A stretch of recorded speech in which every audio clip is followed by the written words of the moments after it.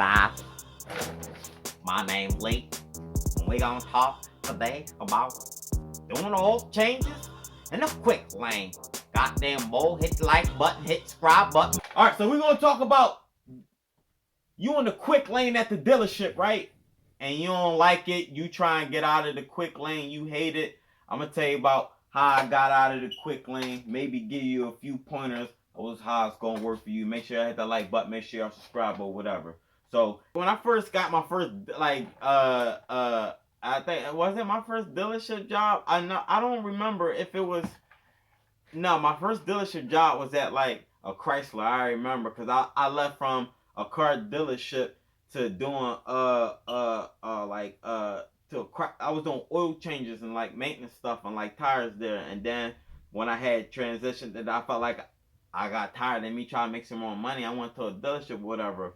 So they, started me in at the, doing oil changes or whatever, and then when the work pick up or whatever, they'll go put me on flat rate or whatever. Cause I'm new, I'm rookie. I ain't really got no experience as working in a dealership like that, or whatever. So you start from the low bottom or whatever, and my tool game wasn't even like up there or whatever. So I remember, at the Chrysler dealership, it was Chrysler, Dodge, and Jeep or whatever. And then they had me in the quick lane, and I hated the quick lane because all you're gonna be getting is oil changes. Them oil changes gonna be coming in left and right. I don't care how much work the shop got. The majority of the work is gonna be oil changes because that's like the quickest stuff, and that's all I seen to what people could be affording nowadays. Am I right or am I wrong? I'm right about that or whatever. So oil changes they're gonna be flooding you, and then you're gonna be doing like little tire repairs, and then on them oil changes, they gonna be on your ass. Let me say this again, they gonna be on your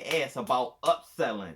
But you ain't getting paid extra. You might get some type of incentive, but that incentive ain't like when you a regular tech and you can flag it regularly, because they still get paid more money. But when you doing oil changes in the quick lane and stuff, like they paying you scraps or whatever and stuff, but they still want you to check out the tires, get a tread depth gauge out. Sometimes they might put 2 oil change bulls on one car in the quick lane just to get it done, while one boy checking the oil, the other person checking the whole car out, and they're helping shaking down the suspension. Bam, loose tire ride.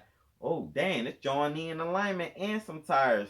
Oh, this joint got massive oil leaking in or oil pan or whatever. You help flag about 12 hours of work probably. Now that's going to the flat rate technician. So you low bottom doing upselling with the other technicians supposed to be doing, so they using you in a way as a mule, as a pawn in the chessboard. That's just how it works or whatever. So yeah, you might be content with what you get paid and what you do, but if you one of those boys like me, I felt like I was greater than what they had me at, and I felt like I'm not no C tech, I'm a B tech. Like I done a billion things that shows for it at home, cool, but I never done it at like a dealership. But it ain't no way for me to just show them unless I I try to do it. But how can you try at a place that don't let you advance like that? So the solution to that, quit the job.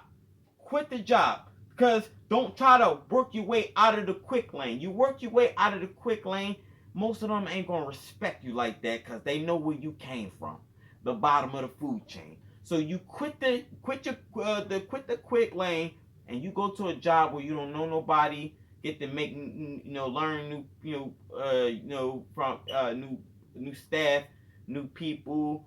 You might get paid more. I don't know. You might get promised something more. I don't know. I really don't know. But just go where you can be treated like better, and people just know what you came in. So you got your experience as just being a C tech in the quick lane.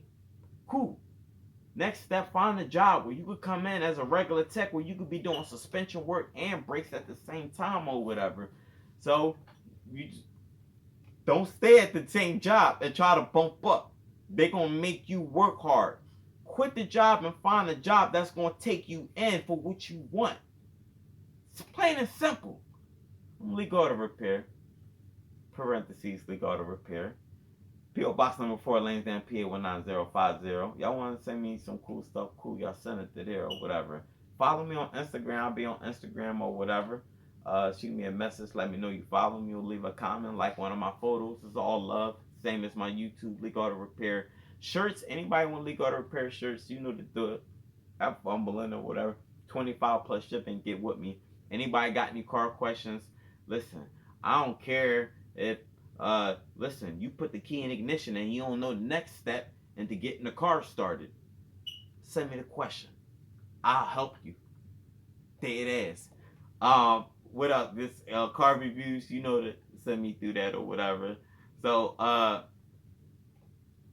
that's all I got to say. I'll holla at y'all. Make sure y'all hit the like button. Make sure y'all subscribe. And I don't know what's my next topic for the next video.